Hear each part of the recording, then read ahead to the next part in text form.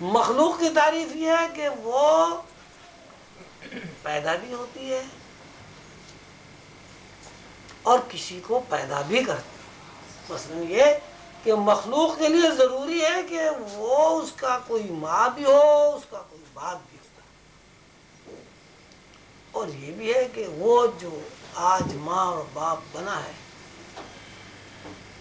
کل کو اس سے پیدا ہونے والے لوگ بھی ماں باپ بنے، مطلب یہ وہ کسی سے پیدا ہوتی ہے اور کسی کو پیدا کرتی ہے۔ یہ ایک مخلوق کی مجبوری ہے، اس کے بغیر مخلوق کا تصور نہیں کیا جا سکتا۔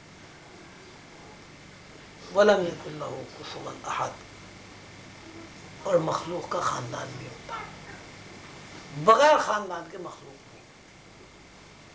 آپ نے دیکھا ہوگا کہ ایک جگہ بکریاں بیٹھی ہیں، ایک جگہ بھیڑ بیٹھے ہیں، ایک جگہ گائیں بیٹھی ہیں۔ تو اب ادھر سے کچھ گائیں آئیں، کچھ بکری آئیں، کچھ بھیڑیں آئیں، تو ایسا کبھی نہیں ہوگا کہ گائیں بکریوں میں جا کے بیٹھ جائیں اور بکریاں گایوں میں جا کے بیٹھ جائیں۔ گائیں گائے میں بیٹھے گی، بکری بکری میں بیٹھے گی، بھیڑ بھیڑ میں بیٹھے گی۔ یہ ہمارا ایسا مشاہدہ ہے کہ ہم اس کو کسی بھی طرح نظر انداز نہیں کر سکتے۔ تو اس کا مطلب یہ ہے کہ خاندان کا ہونا ضروری ہے، اور ہر مخلوق اپنے خاندان کو پہچانتے ہیں۔ مثلا بھیڑ اپنے خاندان کو پہچانتی ہے، گھوڑا اپنے خاندان کو پہچانتا ہے، کبوتر اپنے خاندان کو۔ آپ نے کبھی نہیں دیکھا ہوگا کہ کوے کبوتروں کے ساتھ بیٹھے ہوں، کبوتر کبوں کے ساتھ بیٹھے ہوں، حالانکہ دونوں پرندے ہیں، دونوں کے دو پر ہیں، دونوں کے دو پنجے ہیں۔ تو یہ خاندان مجبوری ہے، خاندان ہونا مخلوق کے لیے ایک مجبوری ہے۔ اب دیکھیے اللہ تعالیٰ نے اپنی 5 صفات اس صورت میں بیان کی ہیں۔ اللہ ایک ہے، کثرت نہیں ہوتا، اللہ کسی کا محتاج نہیں اور نہ اسے کوئی ضرورت پیش آتی۔ اللہ نہ کسی کا بیٹا ہے، نہ اللہ کسی کا باپ ہے، اور نہ ہی اللہ کا کوئی خاندان۔ اب یہ اللہ تعالیٰ نے جو اپنی ذاتی تعارف کرایا ہے، اس میں تلاش یہ کرنا ہے کیا مخلوق اور خالق میں کوئی ایسی ایجنسی موجود ہے جس ایجنسی کے ذریعے مخلوق کا اللہ تعالیٰ کے ساتھ تعلق قائم ہو سکے،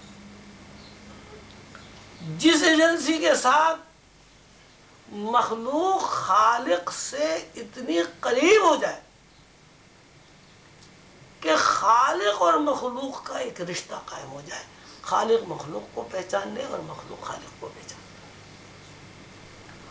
اب اس صورت مبارکہ کی آیتوں کو پڑھ کر آپ دیکھیں کہ مخلوق واحد نہیں ہو سکتی، یکتا نہیں ہو سکتی، کثرت ہونا ضروری ہے۔ مخلوق کے لیے ضروری ہے وہ کسی کا باپ ہو یا کسی کا بیٹا ہو، مخلوق کے لیے ضروری ہے کہ اس کا کوئی خاندان ہو۔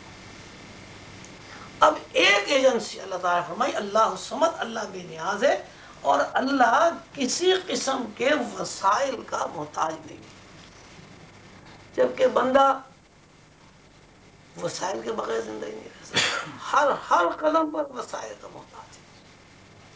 ہوا، پانی، گیسز، دھوپ،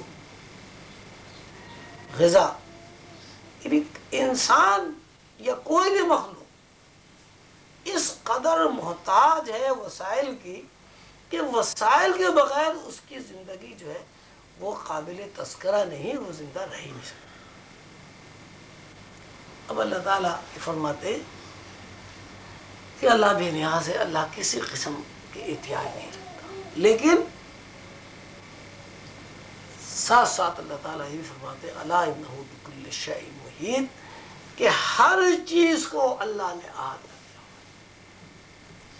ان اللہ علی کل شیء قدیر، ہر چیز پر اللہ قادر۔ تو یہ ہر چیز کو اللہ نے احاطہ کیا ہوا کا مطلب یہ ہے کہ جتنے وسائل اللہ نے مخلوق کے لیے پیدا کیے ان سب پر اللہ کا کنٹرول ہے، اللہ کا ہولڈ ہے. مثلاً اگر زمین نہ ہوتی، اللہ زمین نہ بناتا، تو غذائی ضروریات زمین سے پیدا نہ ہوتی. غذائی ضروریات زمین اگا دیتی تھی. سورج نہ ہوتا تو کھیتیاں پکتی نہیں، کھیتیاں پک بھی جاتی. چاند نہ ہوتا تو اس میں شیرینی اور حلاوت پیدا نہ ہوتی. گیسز نہ ہوتی تو انسان ویسے ہی دم گھٹ کے مر جاتا.